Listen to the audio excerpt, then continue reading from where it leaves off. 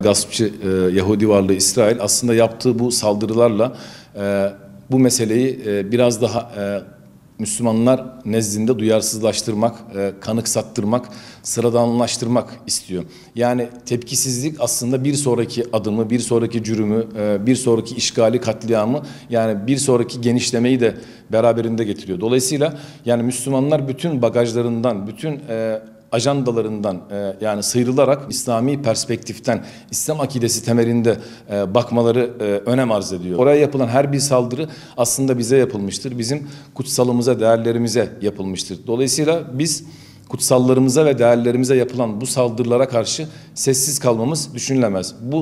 Eğer böyle olduğunda Allah'ın azabını hatırlamamız gerekir. Allah katında sorumluluğumuzu hatırlamamız gerekir. İslam'ın bütün ahkamı bizim için bağlayıcıdır ama Filistin meselesi ilk kıblemiz olması ve Kur'an'da bize korunması, farz kılınmasından ötürü daha bir önem arz ediyor Müslümanların nezdinde. İsra ve Miraç toprağı olması açısından daha bir önem arz ediyor. Dolayısıyla aslında yani bu mesele kolay kolay Müslümanların zihinlerinden, kalplerinden öyle sökülüp atılabilecek bir mesele değil. Belki saptırılabilirler, belki fikren aldatılabilirler, siyaseten oyalanabilirler ama Müslümanlar Kudüs'ten asla vazgeçmez, vazgeçmeyecektir. Bu sadece Türkiye kamuoyuna has bir mesele de değil. Lübnan'da, Ürdün'de sınırları aşarak Müslümanların o Filistinli kardeşlerine yardım etmek için koştuğunu biz gördük. Aslında şey var, yani genel manada bir duyarlılık var.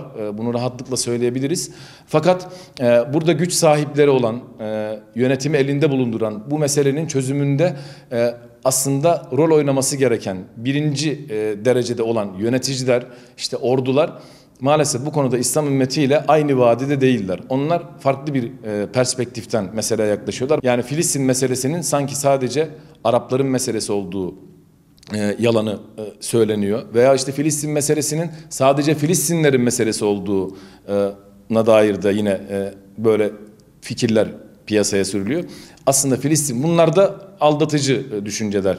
Filistin meselesi çünkü bütün Müslümanların meselesidir ve onun hiçbir karış toprağından taviz verilemez. Şimdi yani işte yöneticiler ve güç sahibi dediğimiz o iki unsur maalesef bu konuda işte Müslümanlar gibi düşünmüyorlar. Böyle düşünmedikleri için de maalesef Filistin davası sahipsiz kalıyor. Neden? Çünkü Filistin meselesinin çözümü öyle müzakere değildir. İşte diplomasi değildir veya işte siyaset değildir. Çünkü bir sorunun ortadan kaldırılması, sorunun kaynağını tespit etmek ve o kaynağı kurutmakla ancak mümkündür. Şimdi meseleye biz baktığımızda 636 yılından itibaren Kudüs'ün fethinden, İslam toprağı olmasından, işte 1917'deki o Balfour Deklarasyonu ile birlikte İngiliz işgaline uğrayıp 48'de Yahudi varlığının işgaline uğramasına kadar olan süreçte Filistin her zaman Müslümanlar tarafından yönetilmiş bir İslam beldesi. Şimdi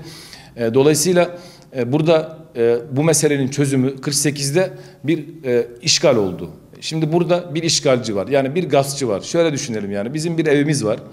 Biz bu evimizde yaşıyoruz. Kardeşler olarak ailece yaşıyoruz. Huzurluyuz, mutluyuz. İnancımıza göre yaşıyoruz. Sonra bir eşkıya geliyor, bir işgalci geliyor, bizim evimizin içine giriyor ve oraya yerleşiyor. Artık işte odaları kilitliyor veya işte orada yaşayan ahaliyi dışarı atıyor. Diyor ki artık siz burada yaşayamazsınız. Buraya artık ben geldim diyor. Şimdi burada bizim yapmamız gereken nedir? Yani onun dışarı çıkartılmasını sağlamaktır. Eğer o evimizi terk etmiyorsa, dışarı çıkmıyorsa, buna direnç gösteriyorsa, o zaman bizim yapacağımız güç kullanarak onu oradan def etmektir. Dolayısıyla Filistin meselesinin çözümü askeri bir çözümdür. Biz tabii burada duyarlılığımızı oluşturmaya devam edeceğiz. Müslümanlar olarak ses vermeye asla bu işe alışmayacağız.